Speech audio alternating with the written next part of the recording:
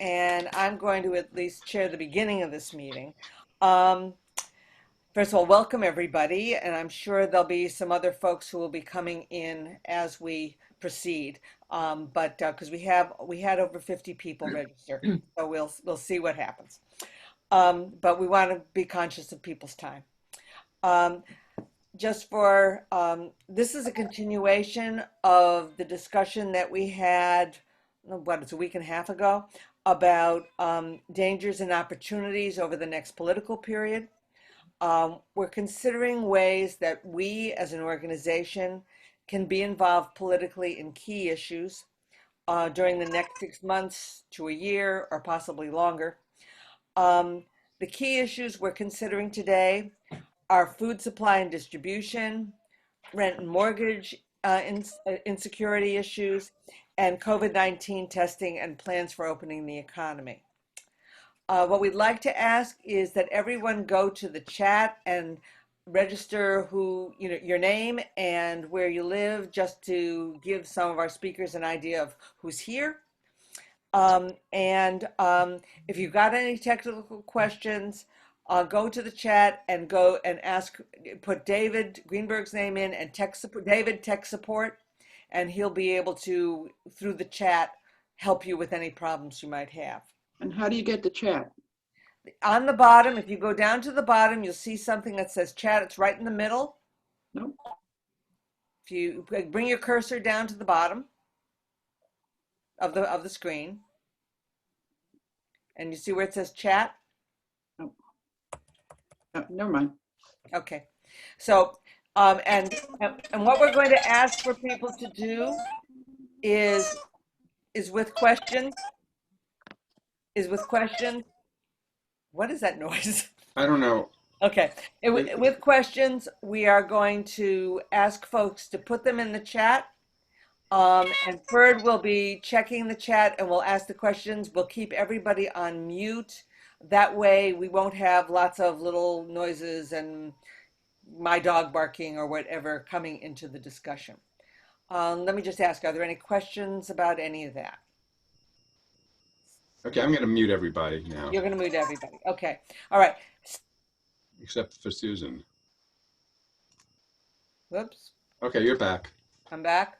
Yeah. All right. Somehow my screen is gone. All right. Anyway, so we're starting with Alex Morse, who is going to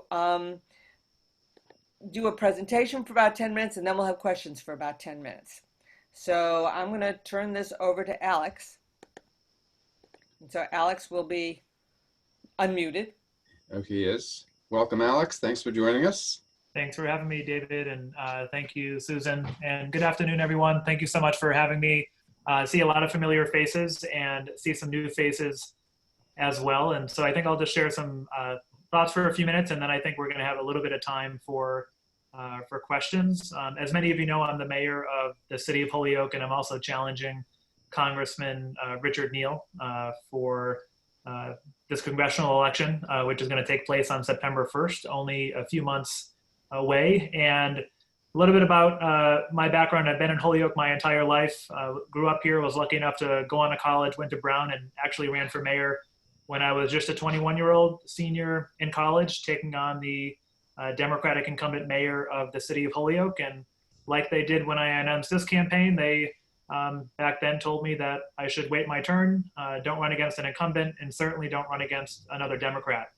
And I ran in particular because there were people and places that were completely forgotten about and ignored in the city.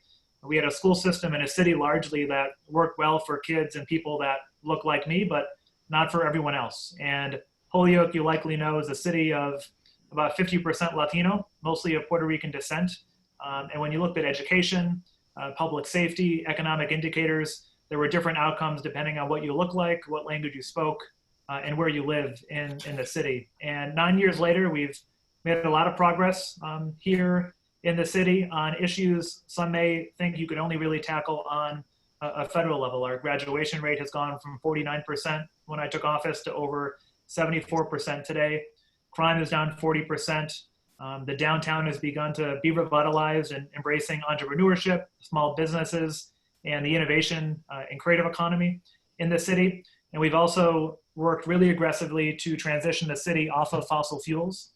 And we're about 92% carbon neutral today. And over my tenure, we closed the state's last coal plant, replaced it with the state's largest solar facility and a battery storage system as well. And last year, as Columbia Gas proposed a pipeline project through Western Mass, including Holyoke, I came out against further expansion of natural gas pipeline infrastructure here in Western Mass, but also nationally, and called for the redirecting of those funds to actual renewable energy products in our community. I don't have to tell all of you the urgency of the moment we're in, and that's exactly why I challenging Congressman Neal for Congress.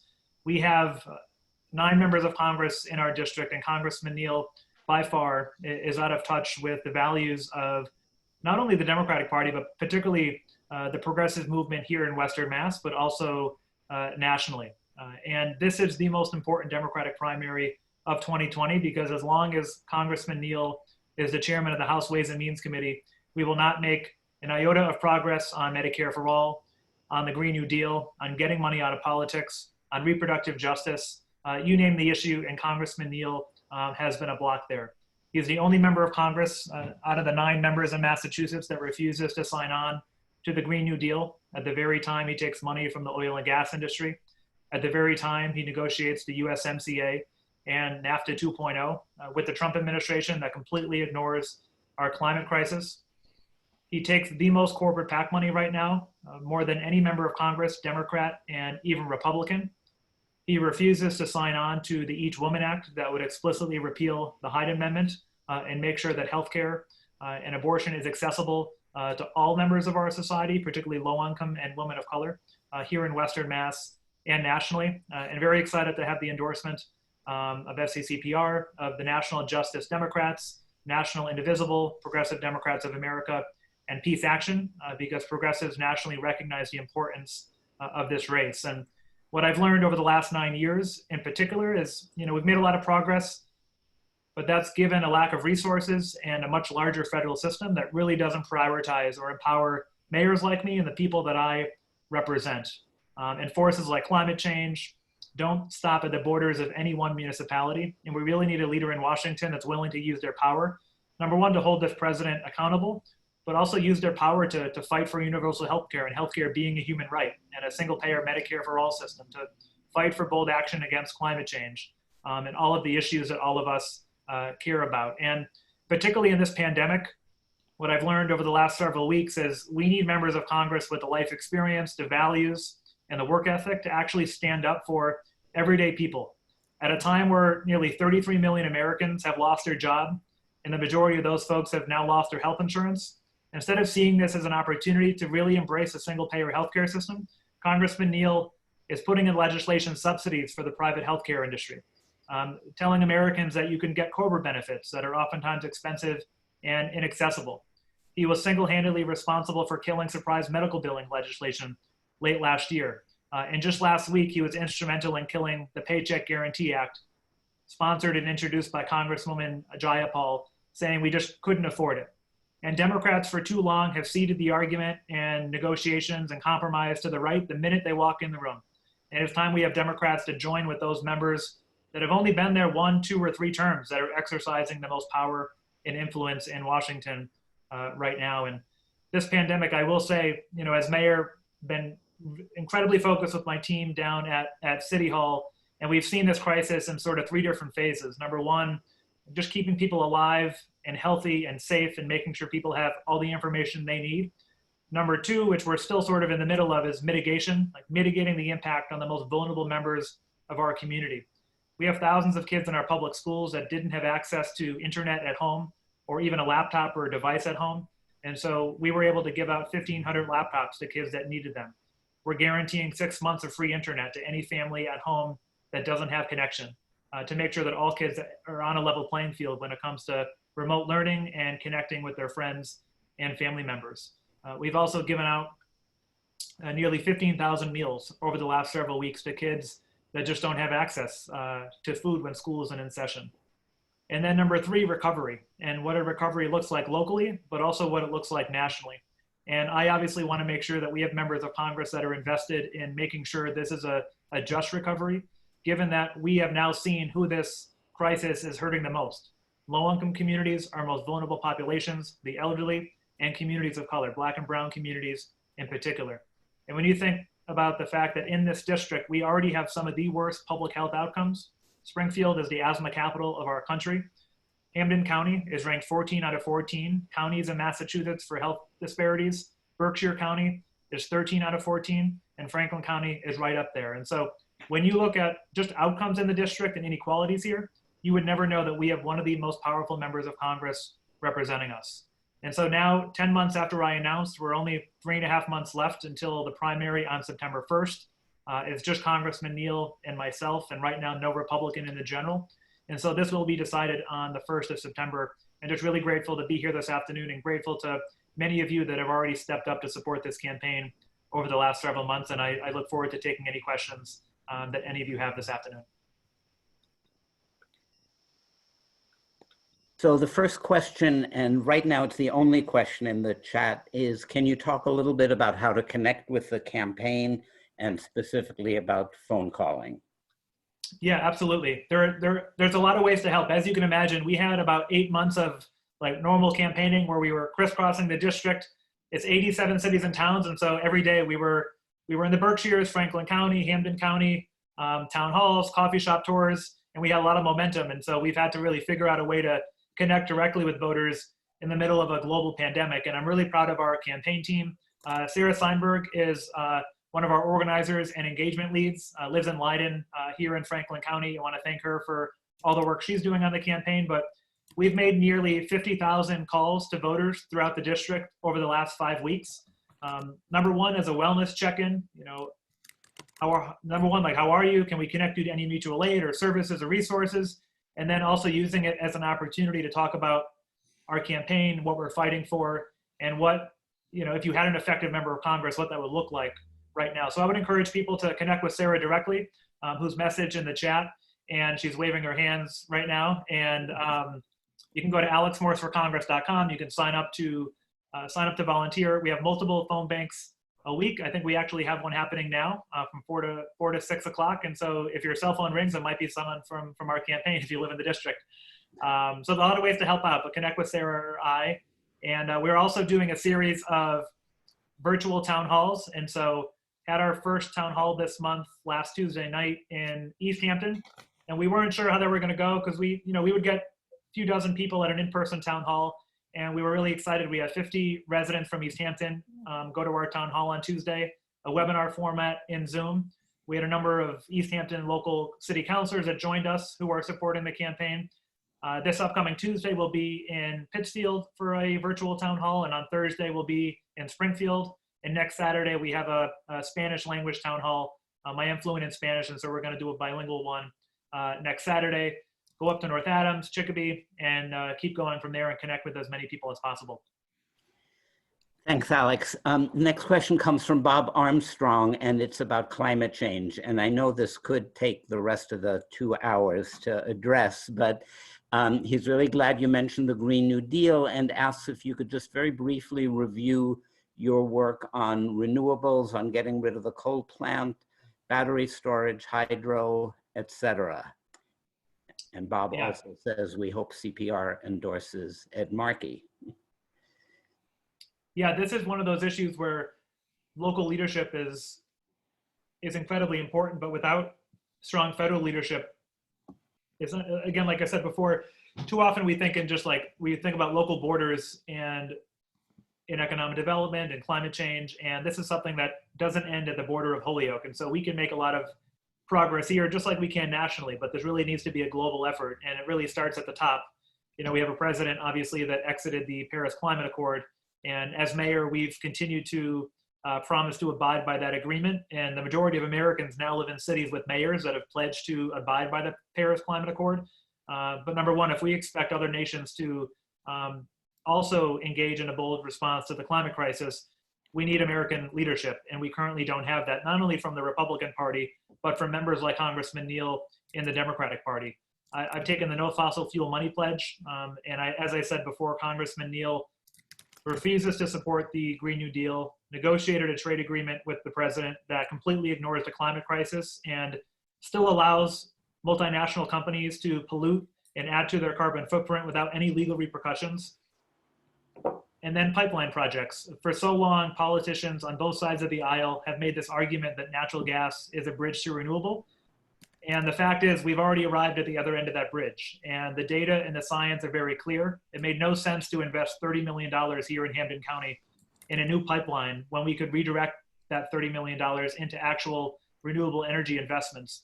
In Holyoke, we were one of the first green communities that focused on our own city emissions. And so everything from streetlights to energy conversions in municipal buildings and in schools.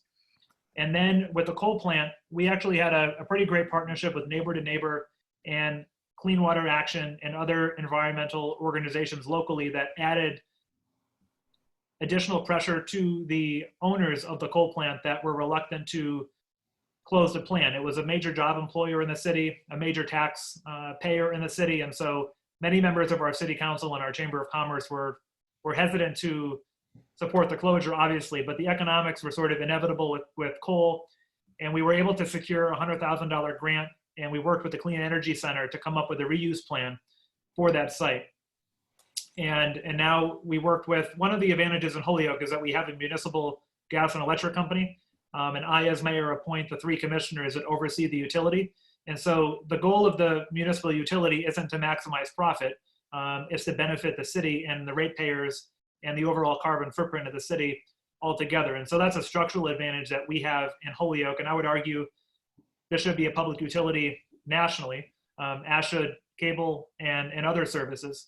But we're fortunate to have that be the case here in the city of Holyoke. And we want to make sure we can continue to expand that. And unfortunately right now, as an example of a difficult city council that I've had to work with over the last nearly 9 years, is we got a $400,000 grant from the Barr Foundation because of my stance on pipeline and wanting to transition the city off of fossil fuels.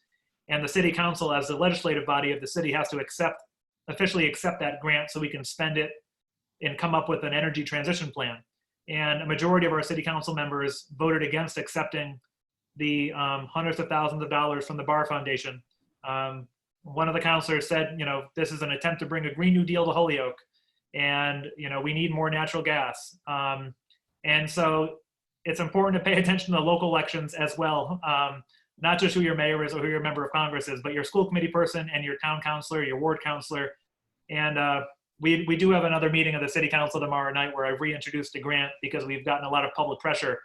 But that's to say that business organizations, the private sector, and opponents of really making progress on this issue continue to use false talking points as if we can't develop housing and the economy at the same time we are short on natural gas. And so just to give you a context of some of the political environment here in the city as well when it comes to this issue.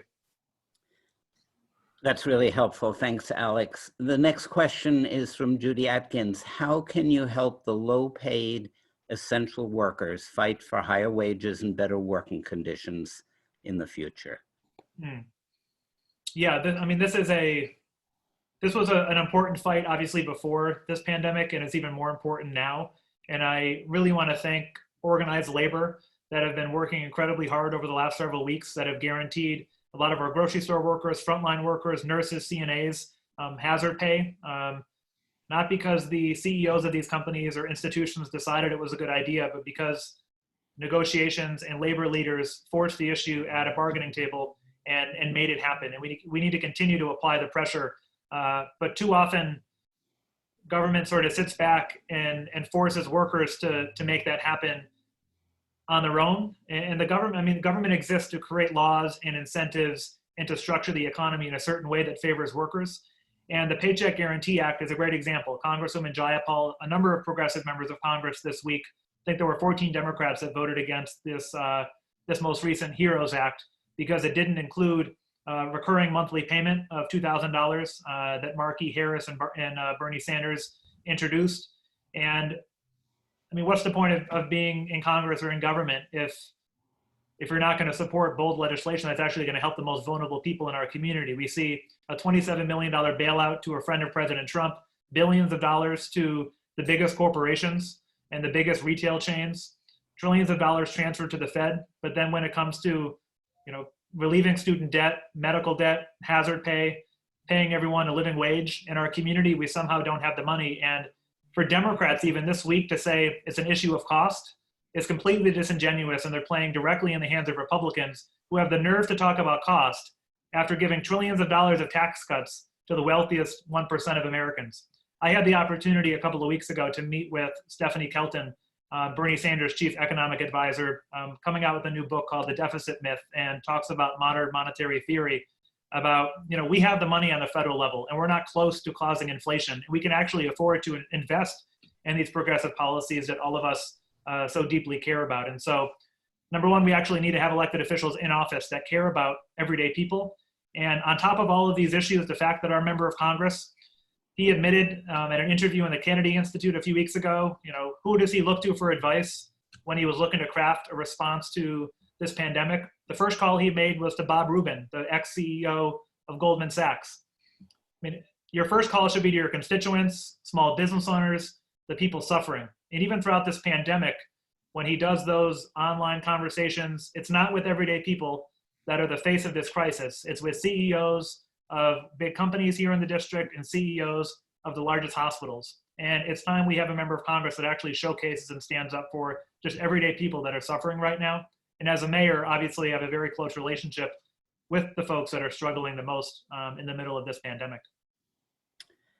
Thanks, Alex. So I think we have time for one more question, which I'll read in a second. But if anybody has any other questions, you can email Sarah, and it's SARA@alexmorseforcongress.com.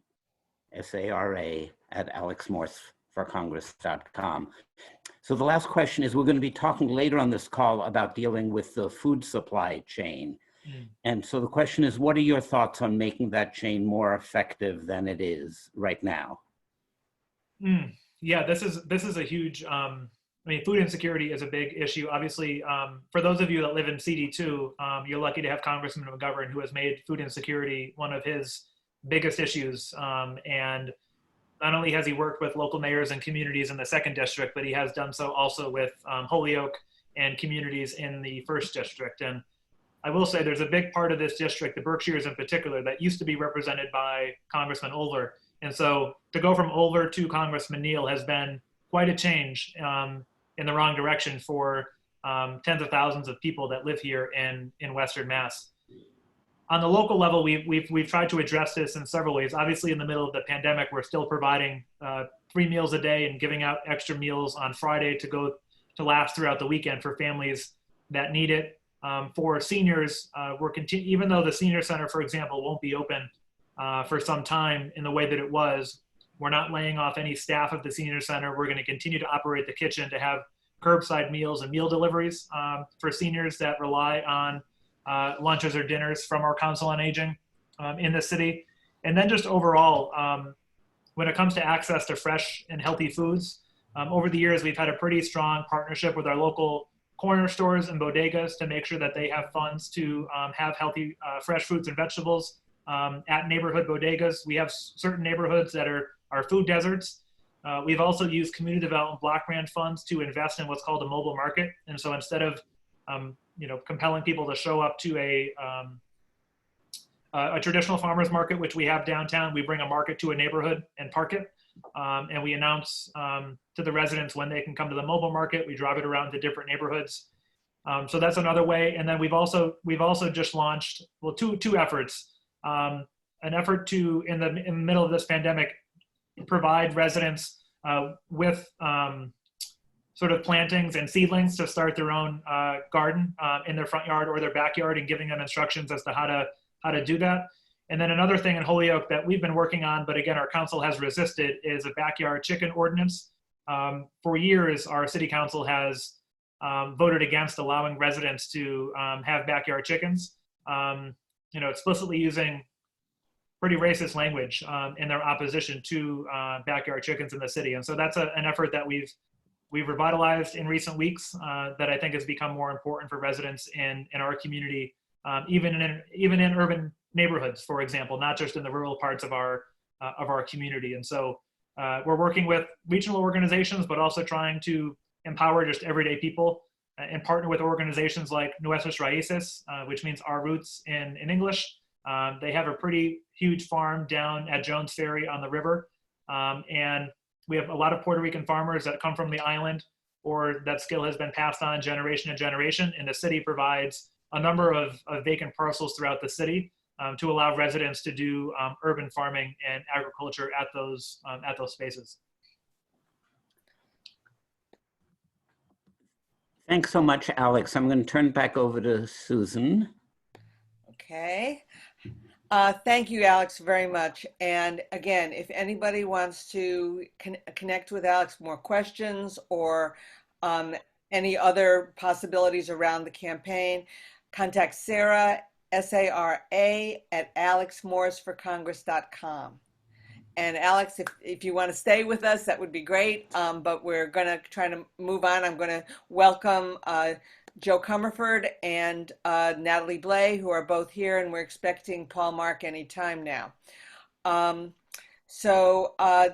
Natalie, you said that you didn't want to do any initial presentation. Joe, do you want to do anything, or are you? Sure. Sure, I'd be happy to, but only if that works for Natalie. Does that work for you? Oh. Natalie got on mute. My husband's in the background here, so watch out for him. No, it's absolutely fine, Joe. Okay, I'll be super quick. And we should talk about some of the work that you've been doing with farmers that I've gotten to partner with you on. But all right, I'll just say hi, everybody. It's really good to see you. Alex, I don't know whether you're still on. You are. Thank you for all your work and leadership. And it's just great to be with FCCPR always, and especially at this time, frankly. So I know that you had wanted to talk about both food security and the food system, and then also housing, the moratorium on housing and housing foreclosures and evictions.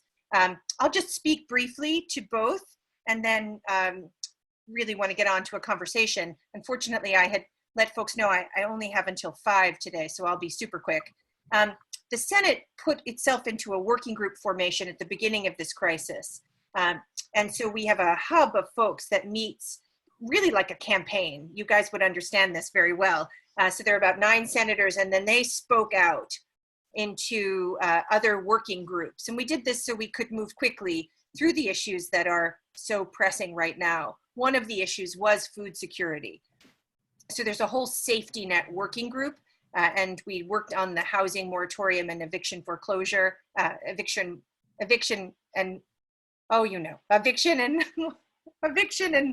foreclosure moratorium bill. I always put all those words together in different sequences. So we did that work out of the safety net bill, and we also did a lot of food security work. I was appointed to the governor's Food Security Task Force, which just today is making recommendations, some of them quite good. And also through the Senate, we looked at the food system. We looked at scarcity, price gouging, supply chain. We looked at security for our farmers, which I've been really happy to partner with Rep. Blais on. And we looked at a number of things that would strengthen the emergency food system. So today, just as a context, as a backdrop, the governor's proposing, and this comes out, some of these come out of the food security working group that I was on. He's proposing an additional $36 million for what's called a food security infrastructure grant program. And that would be all kinds of things from things like direct delivery for folks who are quarantining or in isolation, or elders who are most vulnerable or at risk. More capacity for food bank member pantries to build up storage space. Say, for example, close to your hearts, I'm sure, is Community Action's food pantry run by Justin. Justin, who's this wonderful, innovative, Justin Costa person. If he had more refrigeration, he would be able to do more. So grants would be for things like that. Innovations around making sure that we're maximizing SNAP and WIC, urban farming, and then this is a very big piece for us here out in Western Massachusetts, farms, retailers, and other food system businesses to help them adapt to both the disruptions in their own work and actually really reclaim a new market. There's going to be more money for the Healthy Incentives Program, which is a major win, I think, for us out here in Western Massachusetts. This is to close this fiscal year gap. We've asked for 17 million, so to double HIP in the next fiscal budget, which is coming right up. There's going to be a system of emergency food boxes, which I think are actually more tooled toward Eastern Massachusetts, places like Chelsea that have seen really emergency situations. So you probably are following this. About 38% on average of the Commonwealth is currently food insecure. In places like Chelsea or other places, that number is actually really much higher. And then an additional 3 million for food banks. And this is through the Massachusetts Emergency Food Assistance Program, or MEFAP. And MEFAP is a staple of our food banks. It's a lot of the food that gets directed to member pantries, and meal sites come through MEFAP. And the thing that we were able to inject in there, both for this and for fiscal year 21, is a greater percentage of that money has to be from a program called Mass Grown, which is local produce, both dairy and also vegetables, which would be bought out of this emergency money and sent through food bank member pantries. So with that, that's a quick summary of the food work. I'll leave housing later if you want to talk about it more in depth. I will say in the Senate Working Group, we've also looked at things like supply chain and price gouging, and we're looking statewide with state senates statewide for things like gaps in beef. We see that coming, right? That's being talked about a great deal. And other things that we can do in the Commonwealth to both develop industries and support the industries we have, like fisheries, for protein sources, even as the ones that are out of state struggle amid COVID. So that's it. I'll wrap there. Thank you, Joe, very much. Natalie, do you have anything you want to add? Well, if I could, I would just like to add how lucky we are to have Senator Joe Comerford as our senator right now at this time. I feel the same way about Natalie Blais as our state representative. Joe has taken on this role as a newly elected senator, leading the Commonwealth in the response on the Senate side to COVID-19, and we just couldn't ask for a more formidable voice standing up for those in need in Massachusetts. And so I just want to say thank you, Joe, for everything that you're doing. You're amazing. My sister. I know you're cringing, but I have to say it. You're Totally amazing. cringing. I'm totally cringing, but since we're among family here, the FCCPR family, let me just also say, you guys, there isn't an equal to Natalie Blais as she rolls up her sleeves on projects around, for our municipalities and for our farmers. It just really has been. It's one of those moments, right? You came to expect a strong partnership among your state senator and state representatives, and it's been nothing but a joy in a really difficult time to lock arms with Natalie. And maybe Natalie, you want to talk about what we did in terms of testing? Sure. I know that one of the topics tonight was food security, farms, farmers. And one of the things that we heard loud and clear was the fact that there is a real food security issue, not only in terms of ensuring that the workforce is healthy, but also making sure that the food that we're sourcing is safe. And we've seen at the national level that there have been some serious issues that have been developed as a lack of food security, as we're talking about meats, as we're talking about vegetables. And I think that this is a real opportunity for our local farmers to shine, for us to know where our food is coming from. We value that tremendously here. And one of the things that we heard was a concern about the safety of the workforce. So Senator Comerford and I have been working for weeks now to try to ensure that workers, farm workers and farmers could get priority testing at the Big E. So we were able to get that into place over this last week as a result of weeks of talking with EOPS and HHS, the Department of Agriculture. so that now working with CISA, farmers and farm workers will be able to go to the Big E to get that priority testing without a doctor's note, without any questions. Just head right over there, get the testing that they need to make sure that they are safe and healthy and that our food system remains safe. And this is an area that we really feel that can be an economic driver as we're coming through COVID and out of COVID. And we want to make sure that that is something that our rural economy can really rely on as an economic driver. So I'm grateful to Jo for her partnership in this.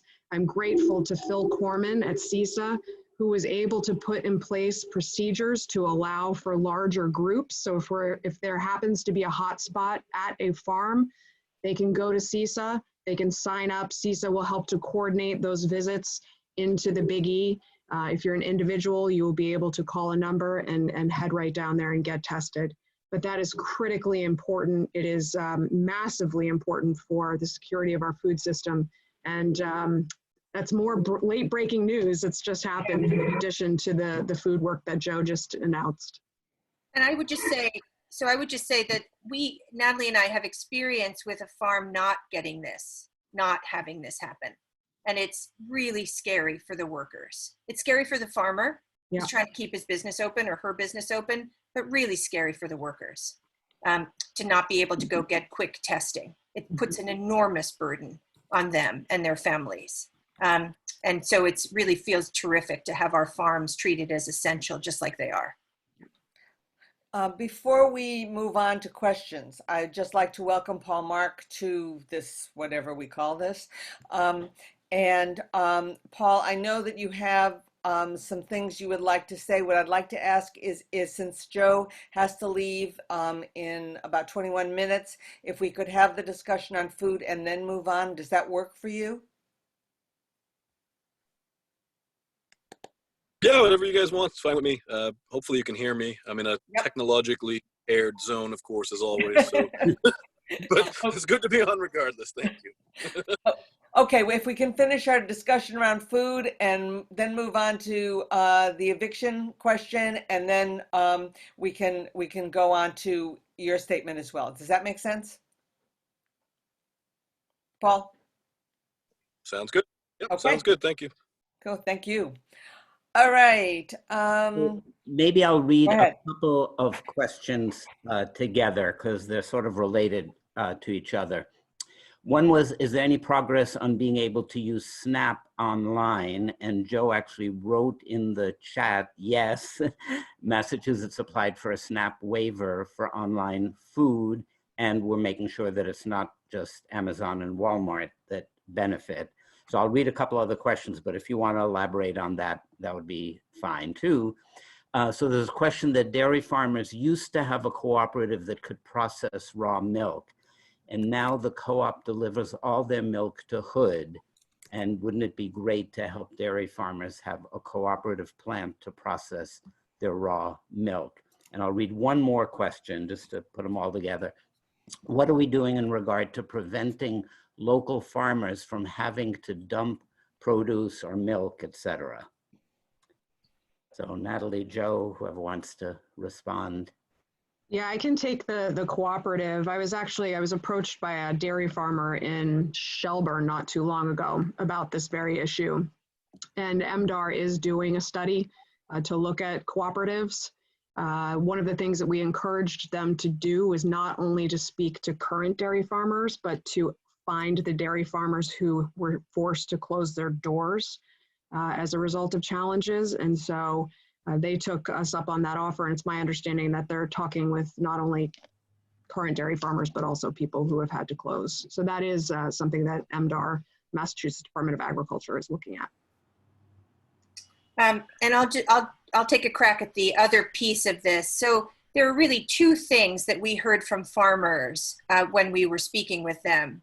And these two things have begun to be addressed in this new announcement by the governor. Again, the governor worked with this very large group of stakeholders. It was about 65 of us. And so there was House representation and Senate representation. Not all of the recommendations being rolled out are sort of endorsed by the wider food security advocacy groups, but a lot are. And here are two that are. One is we have to stimulate markets for farmers. That's part of what we have to do. So the mass grown portion of the Massachusetts Emergency Food Assistance Program, or MEFAP, is a stimulant for farmers, as is the Healthy Incentives Program. HIP, for example, is a triple win. It's great for the folks who need the food because that's nutritious local food. It's great for the farmers because it's millions of dollars of money dedicated just to buying their produce. And it's great for the local economy, as you all know, because at a farmer's market, people go to use their SNAP dollars, their Supplemental Nutrition Assistance Program dollars, and because they're doubled with the Healthy Incentives Program dollars. So it's a local economy win as well. So that's one thing, is to get money, state public money, into people's hands so they can buy from farmers to help the people who are food insecure. The second is embodied in this structural grant, which is right now 36 million. And again, this is not the only money that we are going to need. So I'll just say it's a down payment on that. But that's actually intended for farmers, for example, that used to sell wholesale only to the University of Massachusetts. There are many of our farmers who made their money selling to, hospital kitchens or UMass kitchens or other big industrial producers. They need to figure out how to now package their food differently for a supermarket, right? It used to be that our food streams were sort of half and half, big industrial producers and local kitchens, right? Individual kitchens. Now it's almost all local. And we imagine that our restaurants are going to take a longer time, and some of our industrial kitchens are going to take a longer time to ramp up. So we need to figure out how to help our farmers repackage, store, deliver differently their food. And this is money, millions, 36 million proposed. Again, we're going to need more, but it's 36 million. And among the targets for it are our local family farms to be able to help them make this leap, make them more nimble. That might look like a build out of a washing station. It might look like a place to pack or store their food, extra refrigeration, a delivery truck, right? They're going to have to decide. Farmers will decide what works for them. So a little appendix to those questions was, are our local meat producers doing okay, or are they running into problems like in the Midwest? Our market is really small. I'll just take a crack at this. It's small compared to the big producers out west. And so I have not heard of the same problems. That could be, I could have not all the information here. Senator Bruce Tarr has been for the Senate working with the meat producers, both poultry and beef, also of course pork and sheep. And he believes that what they need is this kind of structural boost that's embodied in today's announcement. They need to figure out how to have more flexibility. Also embodied in this announcement is a guarantee of personal protective equipment being prioritized for the food sector. Right now, they've been struggling along with our hospitals. The markets for that are also opening up, so we should be in better shape, but this has to be seen as an essential workforce. Yeah, and there is a question there about farmers donating food. Currently, there is a House bill under consideration that would allow a tax deduction for charitable donations of food by farmers, and that is something that we're trying to push forward.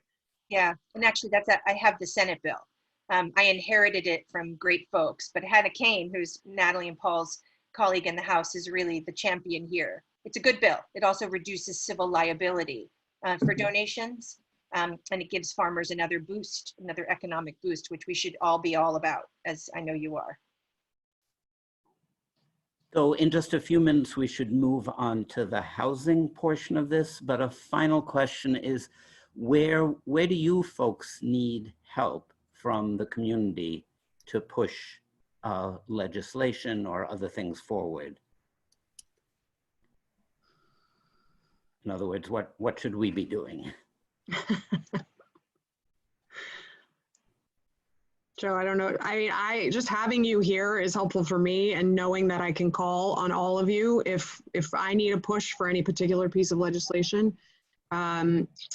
I think as we're talking about farmers and food, one of the things, and Peter Melnick in Deerfield is doing a great job with anaerobic digestion, which crosses over nicely with clean energy and taking in waste and all of these things. And I know that climate change is certainly top of mind for you. And I hope that we can continue to hear from you about the need for climate change legislation to be passed this legislative session. We expect that we will be in longer. I'm saying that Paul Mark would know better than me. He's been here longer than I have. but I'm hopeful that right now everything is all COVID all the time. And I'm hopeful we'll be able to get to some of these priorities, and we need you to keep pushing. Paul, did you want to? Yeah, I think, yeah, let me just, because what Natalie's referencing, so generally in the even numbered year, the second year of the session, the legislative session, we usually break our formal sessions. We're usually doing the budget. We've usually completed the budget on the House side, and the Senate's doing the budget next week. And then we have our full sessions at midnight on August 1st. And we continue to have informal session every 72 hours year round, but roll call, just under the rules, not under the Constitution or anything, traditionally ends on August 1st. But the way things have shaped out, obviously, with the state of emergency and the need to first figure out a system that we've been trying to perfect on how can we meet remotely in a way that works for people like me that can't sit on the internet and video in for hours at a time. And yes, literally the House leadership considered what can I and what can I not do in coming up with a system that allows us to telephone in on a big conference call. And so setting up that system, make sure it works, making sure it passes constitutional muster, because our state constitution says that the legislature must assemble. So we have to do it in a way that satisfies that. And so there's enough of us in Boston on this call to, it looks like, to satisfy that. But so with all that now being set, at some point before July 1st, we're going to have to get into our budget process. Even if it's a temporary budget, the fiscal year ends on July 1st, no matter what. And so because of everything we've been dealing with, it looks like we will probably change our rules to continue our session past August, possibly into autumn, even into September, October. It's obviously, it's unknown right now, but the good news with that is things that have stalled out or appear to have stalled out right now at this point, because obviously the state of emergency is number one, getting people the resources, the food, the money they need in their hands, keeping them in their houses. And then at some point when it's safe, and God knows what the governor's going to do because he's keeping it a big secret until tomorrow, but at some point when it's safe for businesses to reopen and more people to go to work, and someday when schools open and childcare becomes available again, we're going to have things to deal with, but then we're going to have to get back to the policy issues that everybody has cared about. And so I thank Natalie for bringing that up, and just ask people to be patient. And when we do need help, when you hear about bills that are important and it might be later in the year than normal, we'll need you as always.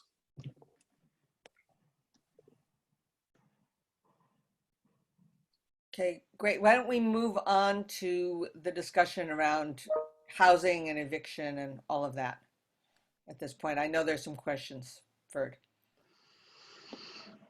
Okay, I didn't know if anybody of the legislators wanted to make a statement first, or should we just go right into questions? I'm happy to field questions. I'm happy to take questions. Okay. Questions are fine. At some point, I do want to talk a little bit about what's been going on with the census. It can be later after Joe gets on her call, whatever you guys think is appropriate. Yeah, next 10 minutes or so, we'll move in that direction, Paul. Okay, I gotta find this again.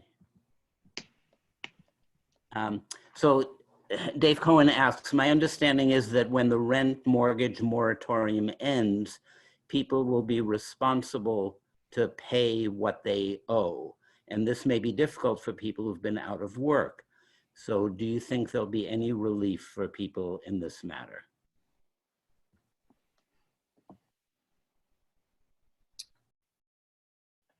I'll take a crack at this. Again, we're going to, the partnership between Paul and Natalie and I is amazing out here in Western Massachusetts. In the building, sometimes we don't know enough about what the House and Senate are doing. So I'll share some of the thoughts that we've had at the Senate side, on the Senate side, but again, my colleagues will know so much more about the House, which is that on the Senate side, when we did the eviction and foreclosure moratorium bill, there was a big push to also do that second piece that you're talking about, which is what happens with rent relief or mortgage relief after folks, who perhaps have needed this moratorium, after they're, because these are all sunsetting bills, right? So they sunset 45 days, I believe, after the state of emergency is lifted. That's one of the milestones. And so what happens to these folks, right, who've perhaps accrued debt, either not paid the bank or not paid their landlord? And so there was a lot of agitation in the Senate, I will say, to be able to do something, that second part of this work. We were not able to get consensus on that. And as Paul was mentioning, or beginning to mention, we've been working in this remote context, and that means that we have not been able to take hard votes on bills where some of us would have wanted that and others wouldn't have wanted it. Right now, we've had to pass bills that are largely worked out before they get to the floor, so that we can get them moving, because only one person in an informal session can bring the whole bill down. So there is a wide understanding in the Senate that we have to do more here to help people. And I would say that part of the way we'll do that, so I don't think it has to look any specific way, part of the way we'll do that could be in a real investment in RAFT. RAFT is a program, a housing security program that is very well used here in Western Massachusetts, and could actually be a very key component, both of helping tenants pay their bills and also helping then landlords actually be able to recoup their debt with their lenders. So there's certainly lots of talk about the different ways that we're going to try to get that done.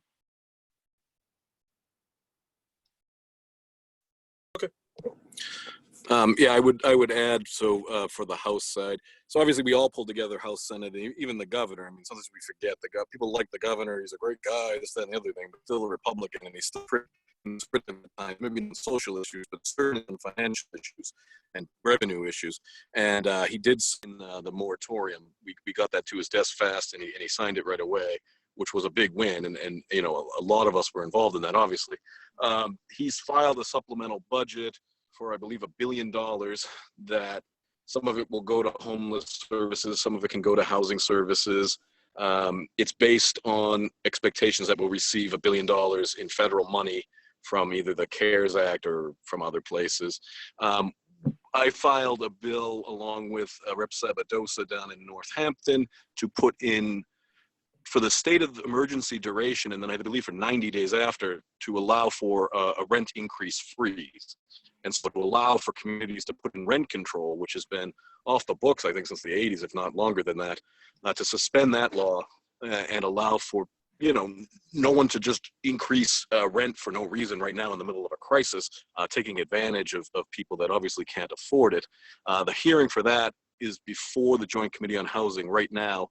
If people are interested in that bill, I mean, obviously you can email me and I can tell you more, but if you want to offer testimony in writing by email, you have until May 21st, which I believe is next Thursday, to submit comments. And then we're waiting on the federal government, to do more. Joe and I have been working with the local banks on ideas on how to, we have this eviction moratorium, which is good. And then we have a foreclosure moratorium as well. And then we want to make sure that once it ends, that people can pay what they need to pay it in a fair way, pay it in a timely manner, in a way that isn't going to be harmful to people, because we don't know how long people are going to be in crisis mode. I mean, if things are somehow open in a month, and I'm not saying they're going to be, but even if they are, we don't know what businesses are not coming back, and who's going to decide that remote workplaces don't need as many people to actually be employed anymore. And so, we're looking at looking at a lot, and we don't know where everything's gonna fall through right now, and it's obviously stressful for everybody.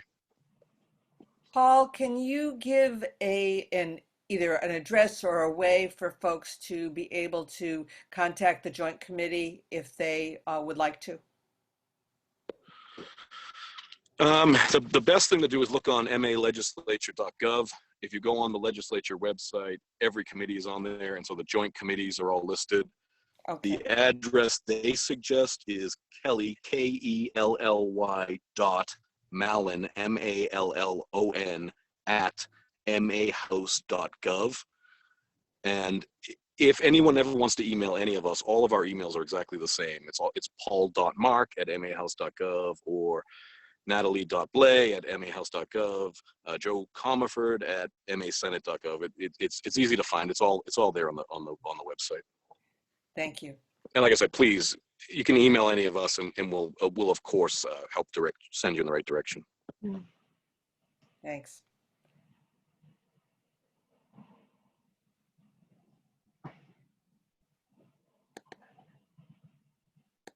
We can't hear Ferd. Ferd, got to unmute. There you go. Sorry about that. I don't see any other questions related to housing, but there is this announcement that has not gotten publicized that much, that the Franklin County Community Health Center is offering free COVID testing in Orange for anybody, no questions asked, no requirement for a doctor's recommendation. I went and got tested Friday. It was very smooth. Right now they're testing just on Fridays, but they're hoping to expand that. That's on West River Street in Orange.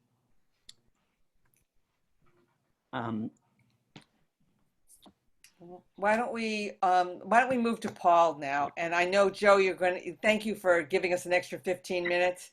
But Paul has been waiting, so I'd like to have do the census piece.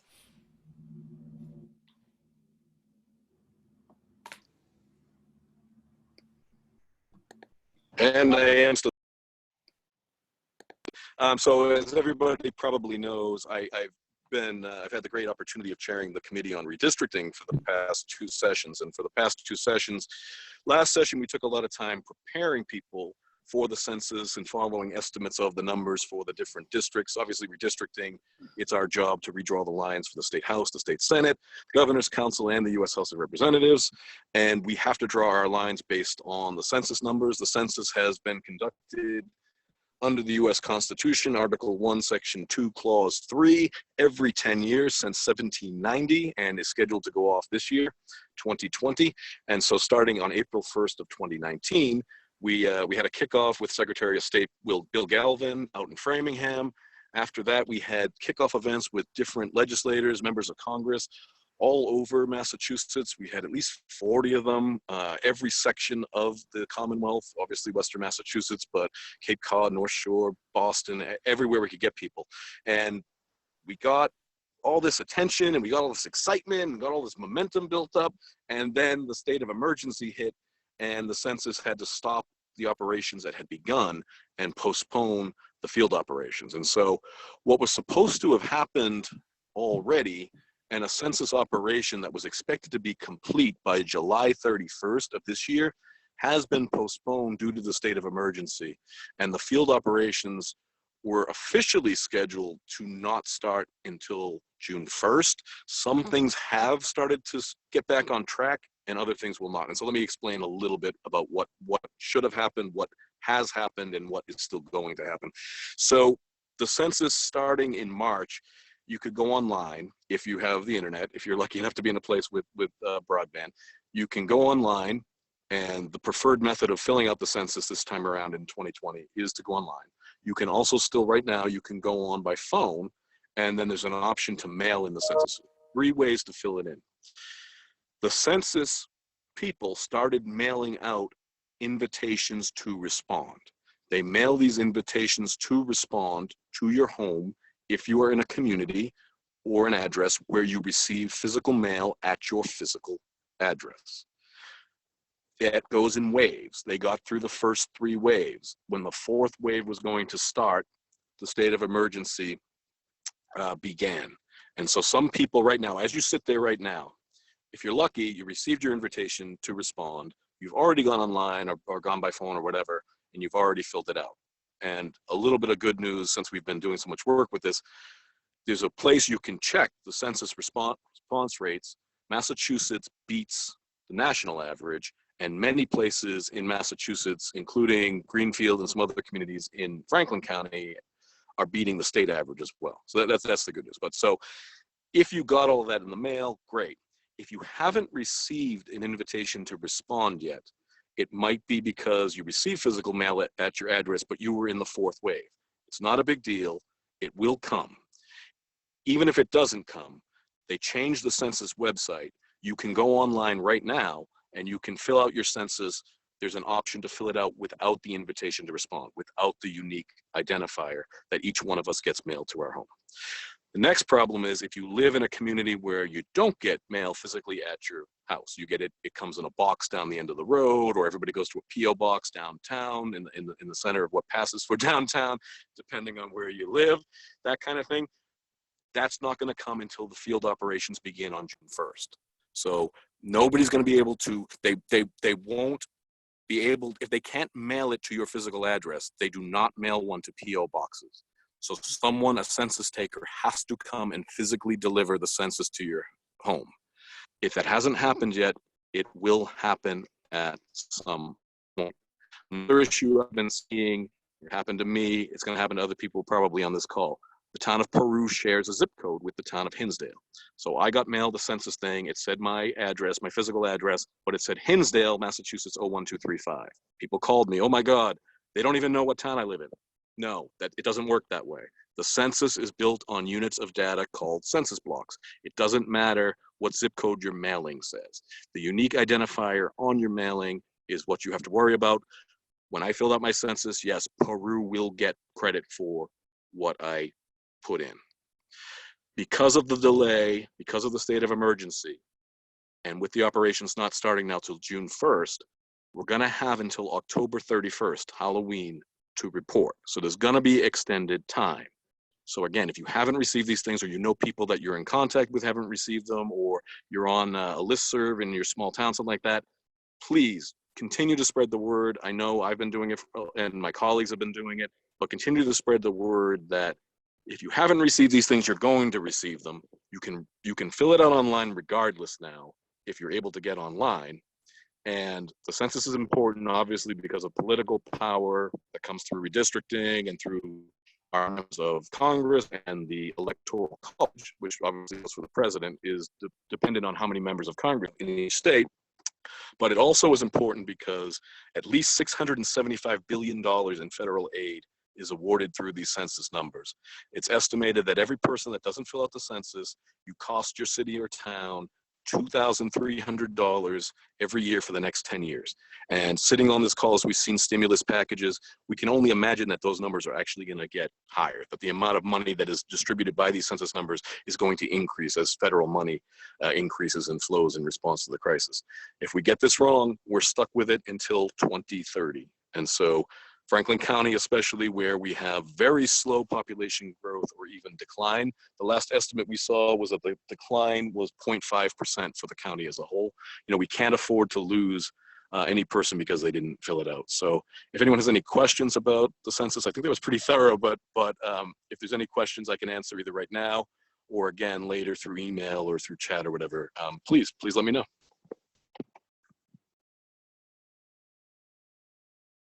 So there is a question here from someone who says they're puzzled that I did get my identifier number in my P.O. box and filled out the census online in Leverett. Awesome. Good for you. It shouldn't have happened, but that's wonderful. So take advantage. You didn't do anything wrong. If they bring one to your door as well, don't fill it out a second time. And if you do, it doesn't matter, because that's what the identifier is for, is to make sure that people don't fill it out.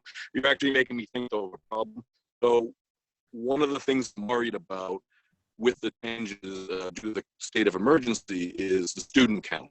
And so I'll use UMass as the example because it's the biggest college locally with the most residents. If you lived on campus at UMass,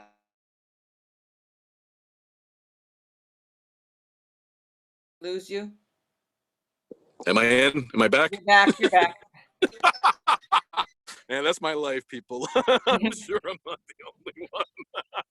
So I don't know what the last thing you heard was, but if you're at UMass and you live on campus in one of the dorms in a residence hall, the schools were instructed you should be counted. They do it by a group count, so the schools themselves do the count, and the schools were instructed you count as though the students never left. So if they ordered the students to leave the first week of April and they took off, that shouldn't affect anything. The problem is going to be people that live off campus. And so that's going to be, particularly an issue in places like Amherst and places like Boston and Cambridge. And so if you know someone, if someone in your family is a student and you know that they live off campus, encourage them to fill it out where they're supposed to be. Off the record, even though I know this is being recorded, if they want to fill it out in Franklin County, we're not going to complain, but they're supposed to fill it out where they are most of the year, which is where they are at school. Thanks, Paul. I want to get back to one other question here in the chat, and this is for anybody. I don't know if Jo is still here, but I'd want to give her a chance to answer before she leaves. We know that the profound inequality across the state and country was not caused by COVID-19.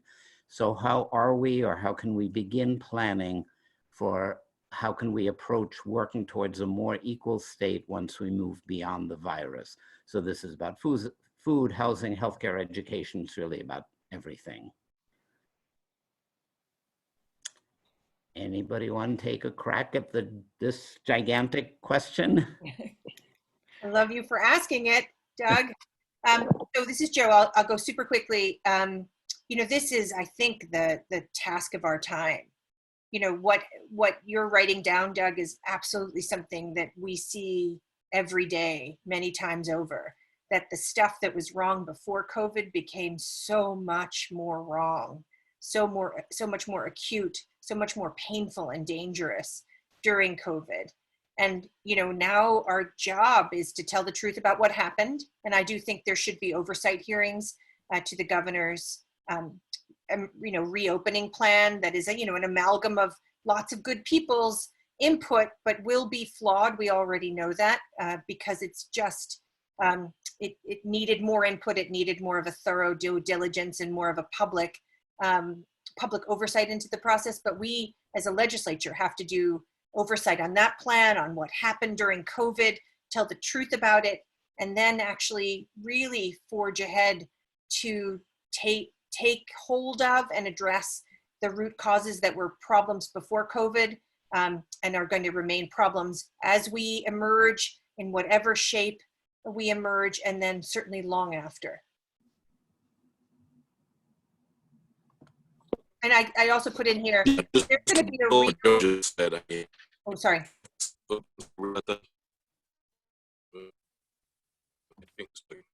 ahead, Paul, if you can. Hello. You there? You. Okay. All right. To build on what, can you hear me? Yes. Yep.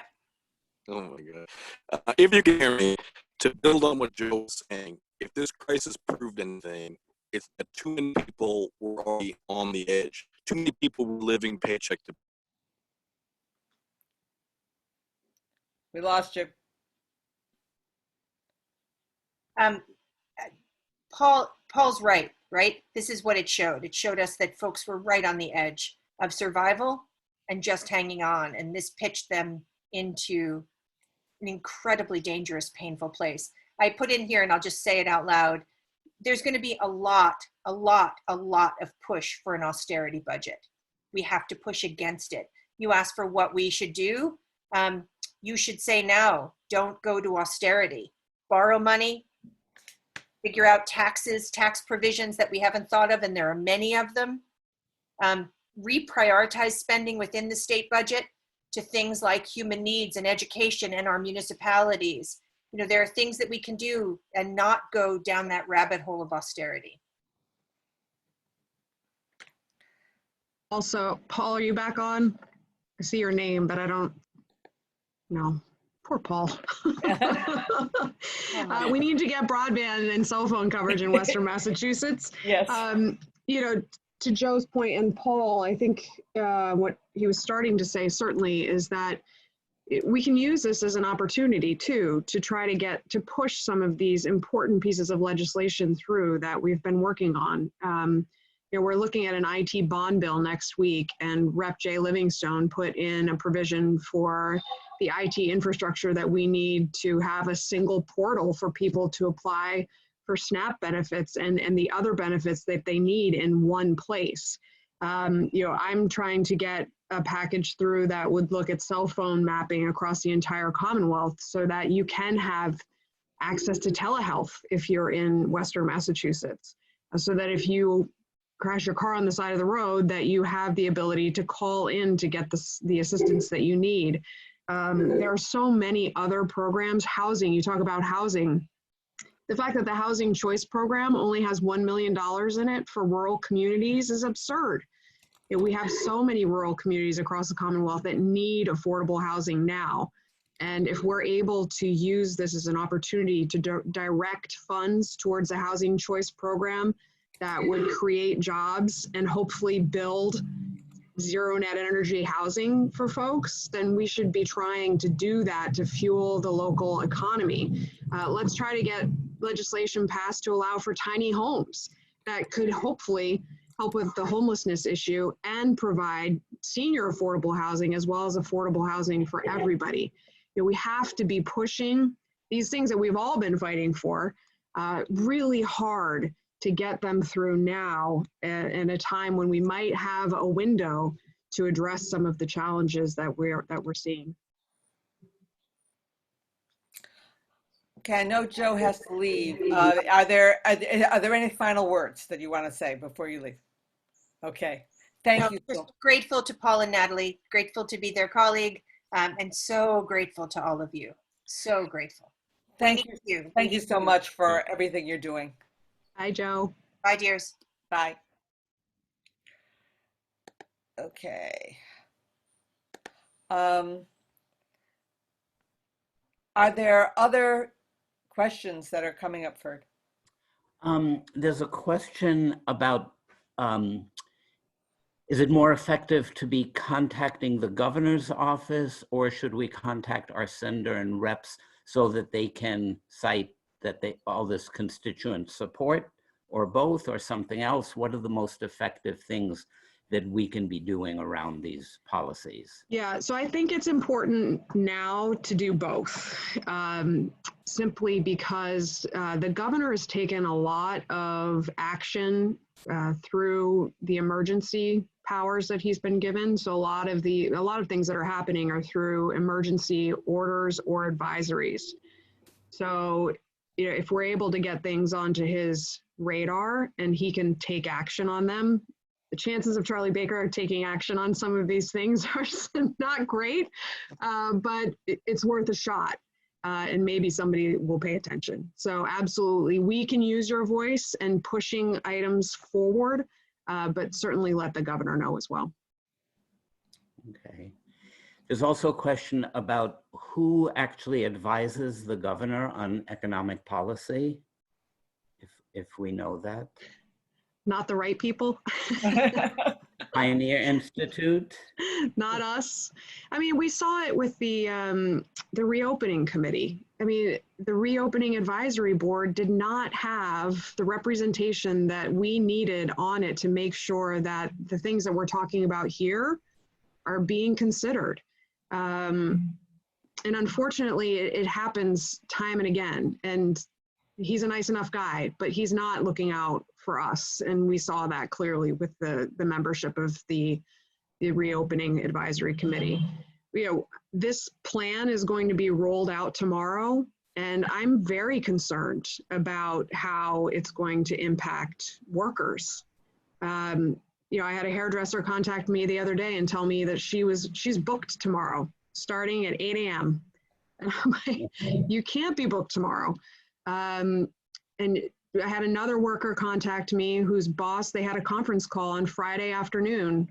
His boss told him to show up at work on Monday at 9 o'clock. So the messaging about the reopening plan has been poor.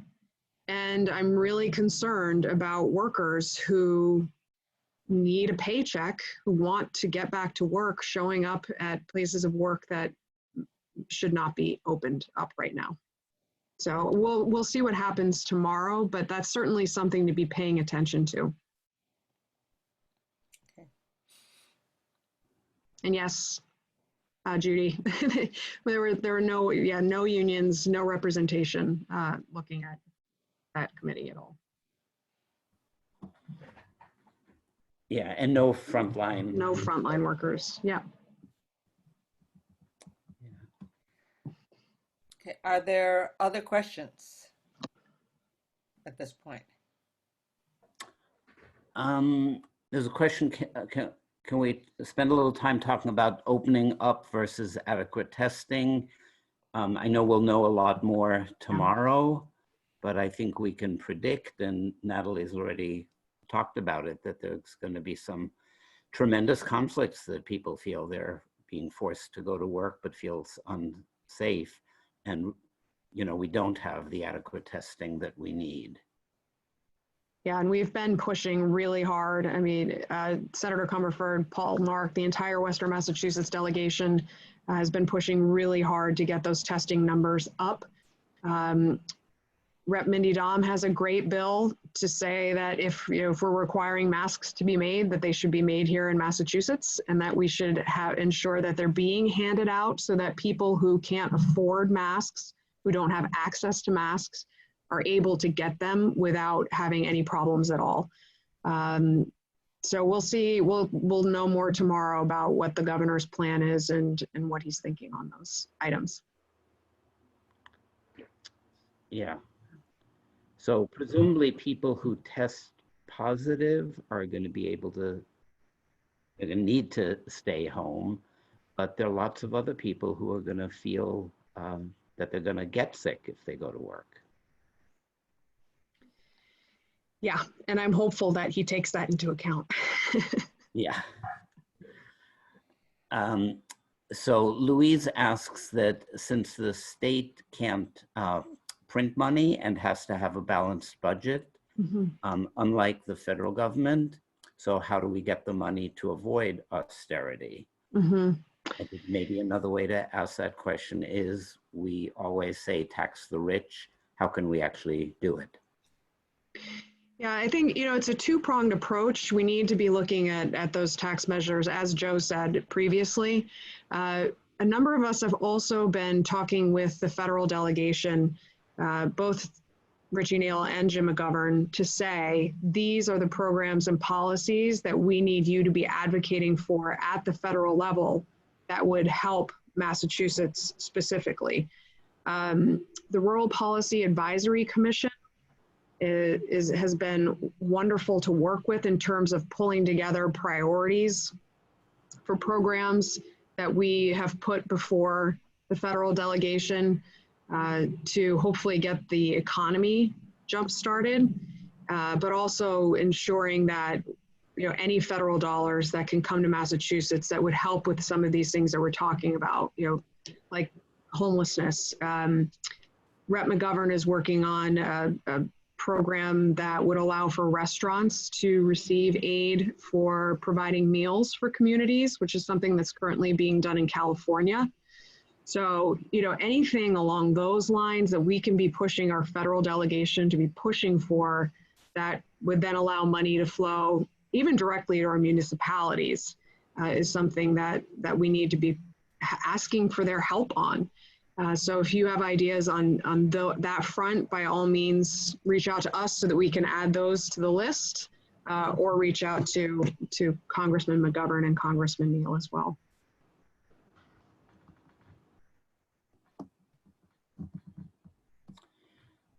So I don't see anything else in the chat, but people can also just, at this point, speak up. We're trying to end by 5:30, is that right? Yes. So it's 5:20 now. I could just bring up one thing, if that's all right. I think education is just something that's top of mind for me right now, for not only higher ed, but K through 12. I'm really concerned about the digital divide that we're seeing in Western Massachusetts, not only in rural Massachusetts as a result of not having access to the internet, but also in our more urban communities that don't have access to technology or possibly the internet because they can't afford it. One of my dear colleagues, Rep. Liz Miranda, has talked to me about this in her home community as well. So that digital divide spans our entire Commonwealth. And we really have to be pushing to make sure that this is a #1 priority for the state so that we don't see those inequities further exacerbated as a result and see decades-long implications as a result of not investing in our young people. And we have to get rid of the MCAS too. Yeah. This is an opportunity. If you want to talk about taking advantage of opportunity here, Absolutely. that would be something that we can be pushing for. And I know Senator Comerford about that, so I think she's working on it there.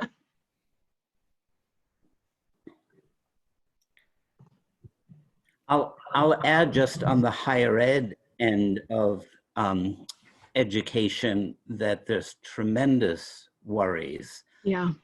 of schools going bankrupt and so forth. And there's a big push by the unions in the UMass system for Marty Meehan, the president of the system, to not embrace the austerity approach to things. And we've already seen at UMass Lowell a couple days ago, close to half of the maintenance and trades workers were laid off, and close to half of the clerical staff were given layoff notices. Yeah. So we're going to have a big fight in the UMass system.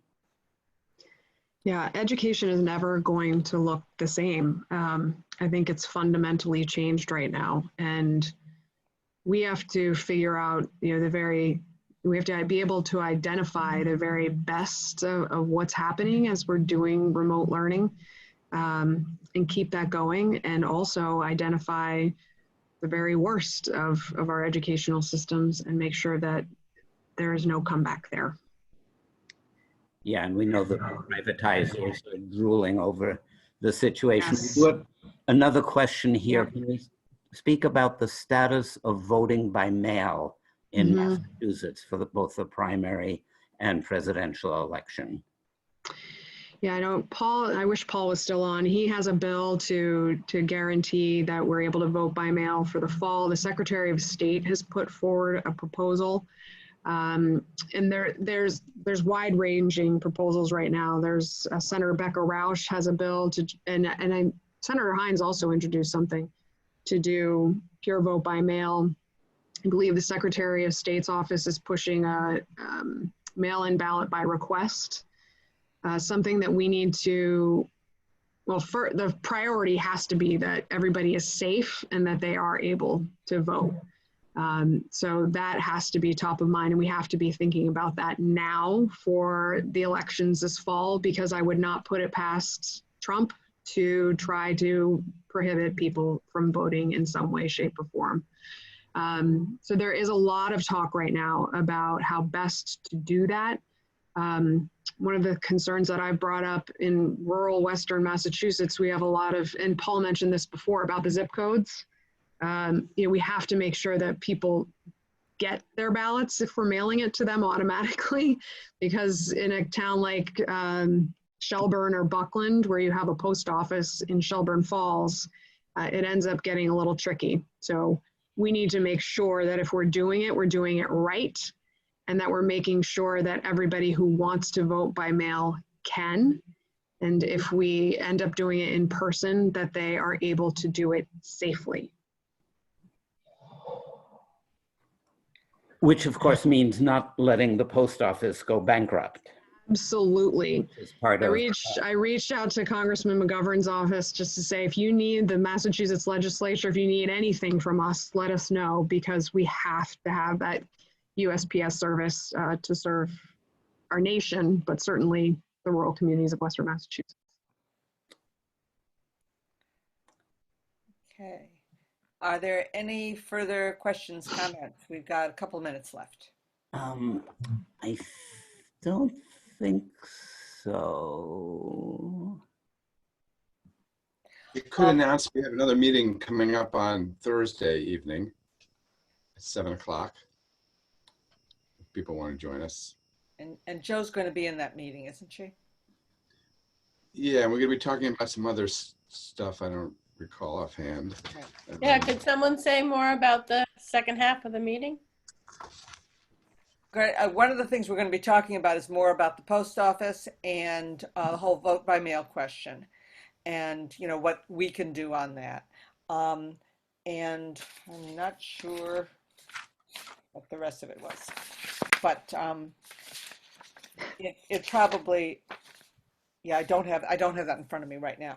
But the idea is to maybe we can start talking about some strategies also, considering what we've heard today as part of that discussion. And I just got a text from Paul. Yes.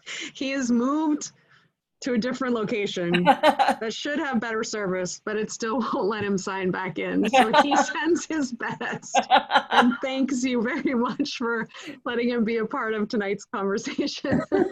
Tell Paul that we appreciate that and we hope to talk to him soon. I will. Thank you all so very much for inviting us to talk with you tonight. Thank Thanks, you, Natalie. and we'll be in touch for sure. Thank you. Okay, take All care. Hi, right. Natalie. All right. I have a question. I unmuted myself. It's Sharon Tracy. Can we add to our agenda for our next meeting discussing how to address this austerity push that we're going to be seeing across the board, and it needs a big pushback? That's what everyone's been saying. Absolutely. Thank you. Yes. Thank you. Okay. Anything more before we call this a day? All right. I thank everybody for coming, and we hope to see you soon in real life, eventually, hopefully. In the meantime, we hope to see you on Thursday, and we'll have more discussion then. And I think this austerity question is a big one that we need to consider. Okay, stay well, everybody. Okay. Stay safe.